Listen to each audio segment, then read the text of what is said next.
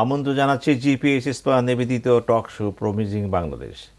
আজকে আমাদের এই স্টুডিওতে আমন্ত্রিত অতিথি উপস্থিত হয়েছেন বিখ্যাত রাষ্ট্রবিজ্ঞানী professor doctor Mahbubur Rahman, department of political science and sociology, North South University. জনাব মাহবুবুর রহমান, আপনাকে ধন্যবাদ, আপনি আমাদের মাঝে উপস্থিত হয়েছেন। একজন রাষ্ট্রবিজ্ঞান হিসেবে আপনার কাছে আমার একটা ছোট্ট প্রশ্ন শুরুতেই। আপনি আমেরিকাতে লেখাপড়া করেছেন, অধ্যাপনা করেছেন, বর্তমান অধ্যাপনা করছেন, আপনি জাহাঙ্গীর ইউনিভার্সিটিতে ছিলেন। এই যে রাষ্ট্রবিজ্ঞান হিসেবে, রাষ্ট্রবিজ্ঞানের ছাত্র এবং টিচার হিসেবে আপনি দেশ জাতিকে দেখছেন। জাতি দেশ মানে রাজনীতি, রাজনীতি মানে রাষ্ট্র শাসন। আপনি কিভাবে রাষ্ট্রবিজ্ঞানের সাথে রাজনীতিকে কিভাবে সম্পৃক্ত করবেন? ধন্যবাদ জনাব সিনহা, এই অনুষ্ঠানে আমাকে আমন্ত্রণ করবার জন্য। একই সাথে আমি এসএটিভির অগণিত দর্শক শ্রোতাকেও জানাচ্ছি শুভেচ্ছা। এটি খুব সুন্দর প্রশ্ন, কারণ রাষ্ট্রের নাগরিক হিসেবে আমাদের এই প্রশ্নের উত্তর জানা খুবই দরকার। মানুষ কিন্তু বেসিক্যালি সামাজিক প্রাণী, এই কথা বলেছেন বিখ্যাত এবং রাষ্ট্রবিজ্ঞানের জনক অ্যারিস্টটল। তিনি আরেক ধাপ এগিয়ে এটাও বলেছেন যে মানুষের যে সত্তা, সামাজিক যে সত্তা, তা কিন্তু রাষ্ট্রের মধ্যেই প্রতিফলিত হয়। কারণ রাষ্ট্রের একটা নাগরিক হিসেবে তার কিছু প্রত্যাশা থাকে, তার কিছু দায়িত্ব থাকে, এবং রাষ্ট্র নাগরিকের সাথে এক ধরনের চুক্তির মতো আচরণ করে। তো রাষ্ট্রবিজ্ঞানী শুধু অ্যারিস্টটল কেন, আরও অনেক ইতিহাসের প্রথিতযশা যত রাষ্ট্রবিজ্ঞান আছে, সবাই যে কথাটার উপর জোর দিয়েছেন সেটি হচ্ছে যে একটা ব্যক্তি নাগরিক, তার সচেতনতা তার নিজের সম্পর্কে এবং তার রাষ্ট্র সম্পর্কে যথেষ্ট জরুরি। কারণ একটা ভালো সুনাগরিক রাষ্ট্রের প্রতি তার যে কর্তব্য এ সম্পর্কে সচেতন থাকে এবং তার প্রত্যাশাটাও অনেকটা যৌক্তিক হয় এবং তার আচরণটাও যৌক্তিক হয়। সহজ কথায় বললে যে মানুষ একটি সুন্দর জীবনের জন্য রাষ্ট্র প্রতিষ্ঠা করেছে। এখন সেই সুন্দর জীবনটা কি? সেটি হচ্ছে যে তার বেঁচে থাকার যেমন নিশ্চয়তা দরকার, আমরা এটাকে বলি সেফটি অ্যান্ড সিকিউরিটি। তারপর তার কতগুলো বেসিক রাইটস আছে, মৌলিক অধিকার, যেগুলো মানুষ প্রত্যাশা করে, সেগুলো কিন্তু রাষ্ট্রের মাধ্যমেই সম্ভব। রাষ্ট্রের বাইরে গিয়ে এই অধিকার তার সম্ভব না প্রতিষ্ঠা করা বা প্রত্যাশা করা। কারণ রাষ্ট্র না থাকলে তো জোরজার মুল্লুক, তাতে রুল অফ দ্য জঙ্গল যেটাকে বলা হয়, বন্যের শাসন, সেখানে তো মানুষের স্বাভাবিক জীবনযাপন অসম্ভব। তো কাজেই সে যদি সুস্থ, স্বাভাবিক, সুন্দর জীবনযাপন করতে চায়, সে যদি তার অধিকারগুলো পেতে চায়, তাহলে তাকে রাষ্ট্রেই বসবাস করতে হবে। এখন এখানটায় এসে রাষ্ট্রের সাথে মানুষের যে সম্পর্ক, সেখানে কিন্তু ব্যক্তিও তার সীমার বাইরে চলে যেতে পারে। রাষ্ট্র মানিত হচ্ছে আবার সরকার দ্বারা পরিচালিত। সরকারও কিন্তু কখনো সঠিক পদক্ষেপ নিতে পারে, কখনো ভুল পদক্ষেপ নিতে পারে। এখন যদি ভুল পদক্ষেপ হয় তাহলে এটাকে সংশোধন করবার জন্য কিন্তু নাগরিকের দায়িত্ব আছে। আবার ব্যক্তি যদি তার সঠিক জীবনধারা থেকে বিচ্যুত হয়, ব্যক্তি যদি কোনো ক্রাইম করে, অপরাধ করে, অন্যের অধিকারে সে হস্তক্ষেপ করে, তাহলে রাষ্ট্রের অধিকার আছে যে তাকে আইনের মধ্যে নিয়ে আসা, নিয়মের মধ্যে নিয়ে আসা। কারণ রাষ্ট্র তো সকলের জন্য, শুধু একজন ব্যক্তি তার সকল সুযোগ সুবিধা ভোগ করবে আর অন্যের ব্যাপারে সে থাকবে নির্লিপ্ত, শুধু তা না, সে তার অধিকার কেড়ে নেবে, এটা হতে পারে না। কাজেই রাষ্ট্র সকলের জন্য এবং নাগরিকের আচরণটা হওয়া উচিত যে ব্যক্তির কল্যাণ একই সাথে সমষ্টির কল্যাণ তার বিবেচনায় থাকা দরকার। এক্ষেত্রে রাষ্ট্রবিজ্ঞানীদের ভূমিকাটা কিভাবে আপনি সম্পৃক্ত করবেন? রাষ্ট্রবিজ্ঞানীদের কথা হচ্ছে যে একজন সুনাগরিক হওয়ার জন্য তার কী কী গুণাবলী থাকা দরকার এবং সরকারেরও কী কর্তব্য, কী দায়িত্ব, তার কী অধিকার, সেগুলোকে সঠিক অবস্থানে আনার জন্য বা সকলে প্রত্যেকে তার নিজ নিজ অবস্থান থেকে কি করে তার দায়িত্ব পালন করবে এ সম্পর্কে সচেতন করে তোলা। এই ক্ষেত্রে যত সমস্যা সৃষ্টি হয়, যত কনফ্লিক্ট সৃষ্টি হয়, তার সমাধান কি, এগুলো বাতলিয়ে দেওয়াও রাষ্ট্রবিজ্ঞানের দায়িত্ব। আপনাকে ধন্যবাদ। আমরা আবার ফিরবে স্বল্প বিরতির পরে। দর্শক, একটা স্বল্প বিরতিতে যাচ্ছি। বিরতির পর আবার আমরা ফিরে আসব এবং শুরু করবো সেখান থেকেই যেখান থেকে প্রফেসর ডক্টর মাহবুবুর রহমান কথা বলছিলেন। ধন্যবাদ।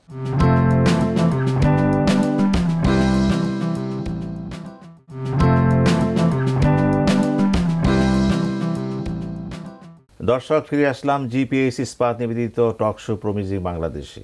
আমরা কথা বলেছিলাম রাষ্ট্রবিজ্ঞানী প্রফেসর ডক্টর মাহবুবুর রহমানের সাথে। ডক্টর মাহবুবুর রহমান, আমাদের অনেকের একটা জিজ্ঞাসা যে রাষ্ট্রবিজ্ঞানী, রাষ্ট্রচিন্তাবিদ এবং রাষ্ট্র দার্শনিক, এই যে মৌলিক জিজ্ঞাসা আছে, এখন বাংলাদেশে দেখা যাচ্ছে, আমরা বিভিন্ন সময় দেখতেছি, টক শোতে বিশেষ করে দেখি, তারা পলিটিক্যাল অবজারভার, পলিটিক্যাল অ্যানালিস্ট বিভিন্ন নামে আসতেছেন এবং রাষ্ট্রবিজ্ঞানেরও দেখতেছি একই পরিচয়ের সাথে আত্মদুষ্টিবোধ করতেছেন। এই যে ব্যাপারটা, এই বিষয়ে একটু কথা বলেন আপনি। আমরা একটু বুঝতে চাচ্ছি কেন এরকম হচ্ছে। কিন্তু রাষ্ট্রবিজ্ঞানী কেন টক শোতে এসে বলতেছে রাজনীতি পর্যবেক্ষক, রাজনীতি অ্যানালিস্ট, এই কারণগুলো কি? এটা কি অধপতন না উন্নতি?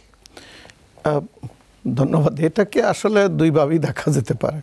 একটা হচ্ছে বিনয়, কেউ যদি নিজেকে রাষ্ট্রবিজ্ঞানী হিসেবে উপস্থাপন না করে, এটা অনেক বড় ব্যাপার, তো সেই জন্যে হয়তো বিনয়ের সাথে বলতে পারে আমি একজন ক্ষুদে রাজনৈতিক।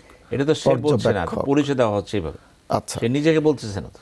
আচ্ছা, পরিচয় দেওয়ার মধ্যে সম্ভবত এই ধারণাটাও কাজ করে যে তিনি হয়তো সমসাময়িক বিষয়াদি নিয়ে কথা বলবেন এবং ওই কথা বলতে গিয়ে তিনিও তার গায়ে যে রাষ্ট্রবিজ্ঞানের পোশাকটা আছে, কারণ ওই পোশাক পরলে তাকে তো অন্তত নিরপেক্ষভাবে কথা বলা উচিত। তো ওইটা যদি না থাকে তাহলে একজন পর্যবেক্ষক হিসেবে তিনি তো অনেক কিছু দেখেন, অনেক কিছুই উপলব্ধি করেন এবং অনেক কিছুই তিনি বলতেও চান, সেটা বলে যান। তো সেখানে এক ধরনের ফ্রি রেইন কাজ করে আর কি।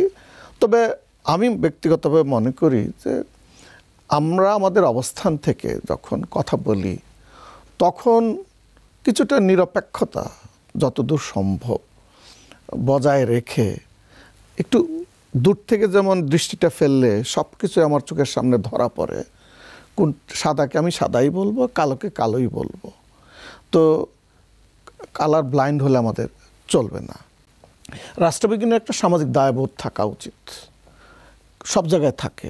আমরা ইতিহাসে দেখতে পাই যে হবস, লক, রুশো, তাদেরকে সামাজিক দায়বোধ ছিল না, ছিল বলেই তো আমরা দেখি যে আজকে যে, ফর এক্সাম্পল আমি জাস্ট জন লকের কথাই বলি,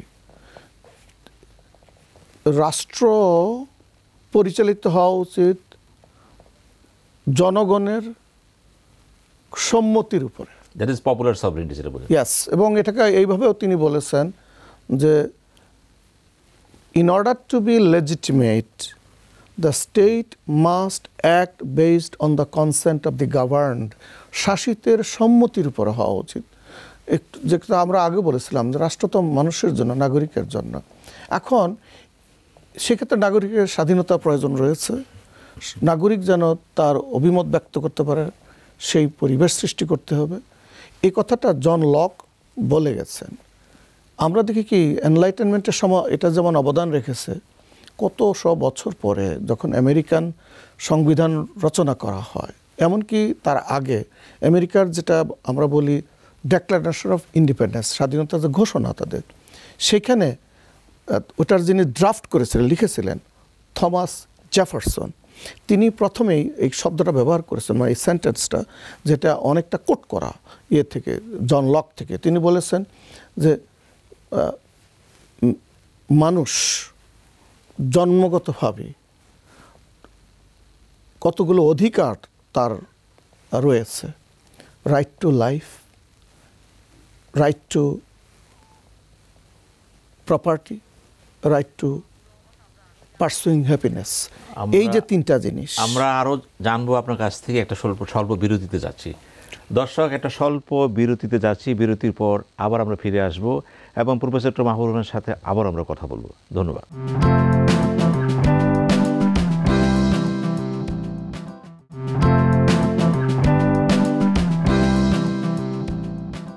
দর্শক, ফিরে আসলাম জিপিএস ইস্পাত নিবেদিত টক শো প্রমিজিং বাংলাদেশে। আমরা কথা বলছিলাম রাষ্ট্রবিজ্ঞানী প্রফেসর ডক্টর মাহবুবুর রহমানের সাথে। ডক্টর মাহবুবুর রহমান, আপনি কথা বলছিলেন, সব কথা শেষ কথা হলো একটা প্রশ্ন থেকে যায়, দর্শকদের প্রশ্ন আসে। আপনি ক্লাস ছাত্রদের পড়ান, বিভিন্ন বক্তৃতা বিবৃতি দিচ্ছেন। এই যে বাংলাদেশে এতগুলো রাজনৈতিক দল আছে, আমরা যতটুকু জানি প্রতি দলের সাথে কোনো রাষ্ট্রবিজ্ঞানী প্রত্যক্ষ জড়িত থাকেন, কিন্তু আমরা যখন দেখি যে কোনো দল যখন কর্মসূচি তৈরি করে বা কোনো কথাবার্তা বলে, ইদানিং দেখা যাচ্ছে রাষ্ট্রবিজ্ঞানীরা কোনো দলের সাথে সেভাবে সম্পৃক্ত নাই। এই যে নেই, এটা কি আমাদের চিন্তার ক্ষেত্রে, রাষ্ট্রের চিন্তার ক্ষেত্রে এই যে একটা অধঃপতন আমি যেটাকে বলবো, এটা সুরাহাটা কি? এটা আমি শুধু রাষ্ট্রবিজ্ঞানীদের কথাই বলবো না, সমাজের প্রতিটি নাগরিকেরই অ্যাজ আই সেড বিফোর মানে কম বেশি দায়বদ্ধ রয়েছে। তো সেই জন্যে এটা বলা ঠিক নয় যে রাজনীতিবিদরা রাষ্ট্রবিজ্ঞানীদের কাছ থেকে একেবারেই বিচ্ছিন্ন রয়েছেন, যে কথাটা আমরা আগে বলেছিলাম। যে তবে হ্যাঁ, যে ধরনের সম্পৃক্ততা, যে ধরনের উপস্থিতি আমরা প্রত্যাশা করি বা মানুষ প্রত্যাশা করে, ওই রকমটি দেখা যায় না। তার জন্য একটি বড় কারণ হচ্ছে যে কোনো রাষ্ট্রবিজ্ঞানেরই সাময়িক কিছু পাবার আশায় তার ভূমিকা নেওয়া উচিত নয়। কারণ রাষ্ট্রবিজ্ঞানীদের পরিচালিত হওয়া উচিত তার বুদ্ধিবৃত্তিক চাহিদা থেকে, তার দায়বোধ থেকে। তো সেই জন্যে জাতির মঙ্গল কিসে, সেই কথাটা তাদেরকে বলতে হবে প্রতিটি ক্ষেত্রে, প্রতিটি প্রেক্ষাপটে। এবং সেখানে যদি সবাই আমরা এগিয়ে আসি, কথা বলি এবং আমাদের নিজ নিজ অভিমত ব্যক্ত করি, এটা অনেক ভালো হবে দেশের জন্য। কারণ নির্লিপ্ত হয়ে বসে থাকা কারো জন্য কল্যাণ বয়ে আনবে না। এবং একটা অন্তত মতের আদান প্রদান হওয়া উচিত। আমি মনে করি যে রাজনৈতিক দলগুলো বিভিন্ন পলিসি প্রণয়নের সময়, এগুলো নীতিমালা, সেই সময়ে কিন্তু তারা অভিমত প্রত্যাশা করতেই পারেন, করা দরকার। এবং রাষ্ট্রবিজ্ঞানীদের এগিয়ে আসা উচিত এবং এ নিয়ে বিতর্ক হওয়া উচিত। বিতর্ক হলে পরে একটা ভালো জিনিস বেরিয়ে আসবে। একটা মাথা থেকে যা আসে 10টা মাথা থেকে কি এর চেয়ে বেটার কিছু আসবে না? অবশ্যই আসবে। এবং একটা সুন্দর গণতান্ত্রিক সমাজের বৈশিষ্ট্য হলো যে সেখানে ডিবেট হবে, সেখানে আলোচনা পর্যালোচনা হবে, তারপরে যা ভালো তার প্রতি সবারই কম বেশি নৈতিক সমর্থন। আমি ছোট্ট প্রশ্ন এখানে রাখবো আপনাকে একটা প্রাসঙ্গিকভাবে। স্বাধীনতার 51 বছরে পড়েছি আমরা দেখেছি, আমরা অনেক রুশোর কথা বলি, ভল্টায়ারের কথা বলি, জন লকের কথা বলি, ম্যাকিয়াভেলির কথা বলি এবং সোশ্যাল কন্ট্রাক্ট থিওরির প্রবক্তা বলি। বাংলাদেশে এই 51 বছর বয়সে এত সংকট গেল, এত সমস্যা আসলো, এত কিছু ঘটলো, কি কারণে রাষ্ট্রবিজ্ঞানীরা একটি থিওরি জন্ম দিতে পারলো না, একটা মতবাদের পারলো না? লিপম্যান পেরেছিলেন তার অঙ্গন থেকে। আমরা দেখেছি কোলম্যানের কথা আপনি তো ভালো করে জানেন, পলিটিক্স ডেভেলপিং এরিয়াস, তিনি বলেছেন অ্যালমন্ড অ্যান্ড কোলম্যান।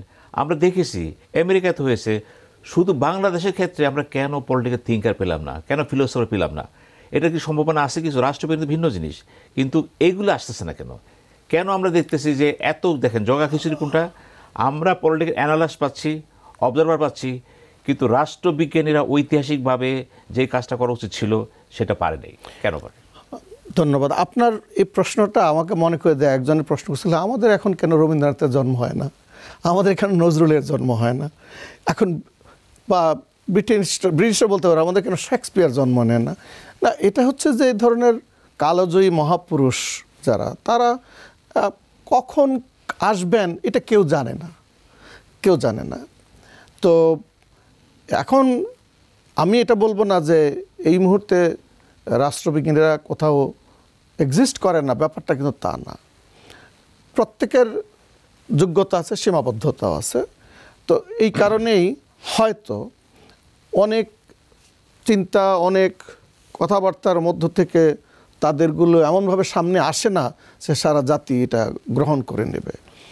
তার মানে যে রাষ্ট্রবিজ্ঞানের কথা বলছেন না ব্যাপারটা তাও নয়। যেমন খুব মজার বিষয়, একবার বাংলাদেশে কোনো একটা ক্রাইসিসের সময় এক টেলিভিশন টক শোতে একজন রাষ্ট্রবিজ্ঞানীকে প্রশ্ন করা হয়েছিল যে এই পরিস্থিতিতে কি আপনার পরামর্শ, দেশের এই যে ক্রান্তিকাল কোন দিকে যাবে, বলে কিছু একটা বেরিয়ে আসবে। তো এই কথা বললে তো চলবে না, কিছু একটা বেরিয়ে আসবে। কি বেরিয়ে আসবে, কি আসতে পারে, তাতে কি হতে পারে, এই কথাটা বলা কিন্তু রাষ্ট্রবিজ্ঞানের দায়িত্ব। তো কাজে হাইপোথেটিক্যাল বা অনেকটা ফ্যাটালিস্টের মতো কথা না বলে আপনি যথার্থ বলছেন থিওরিস্টের মতো কথা বলা উচিত। আপনাকে বলি যে আমি নিজেও রাষ্ট্রবিজ্ঞান ছাত্র ছিলাম ঢাকা ইউনিভার্সিটিতে, যে রাষ্ট্রবিজ্ঞানের ক্ষেত্রে আমরা দেখেছি অধ্যাপক মুজাফর আহমেদ, আমাদের রাজ্জাক স্যার, তালুর মনিরুজ্জামান স্যার, এদেরকে আমরা দেখেছি, কিন্তু আমরা রশিদুজ্জামানকে পাইনি, জিলুর চৌধুরীকে পাইনি। সাম্প্রতিককালে তারা কিন্তু কেউ নেই, সবাই কিন্তু পরকালে চলে গেছেন।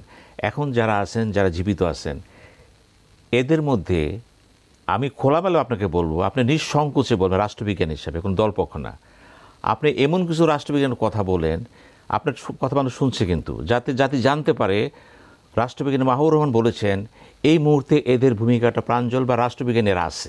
আপনি কি নামগুলো সামনে আনবেন?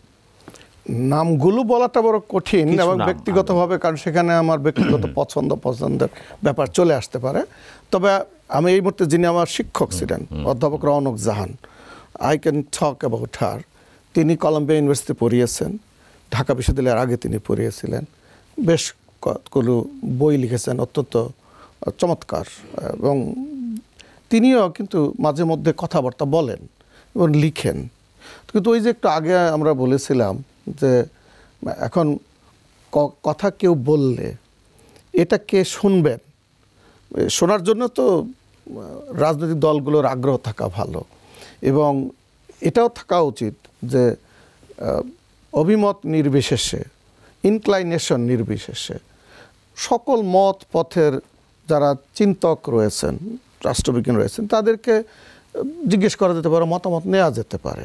কারণ এই মানে অভিজ্ঞদের মত যদি সংশ্লিষ্ট হয় তাহলে কিন্তু রাজনৈতিক দলগুলোর কর্মসূচি প্রণয়নে আরও বেশি প্রজ্ঞার পরিচয় পাওয়া যেতে পারে বলে আমি মনে করি।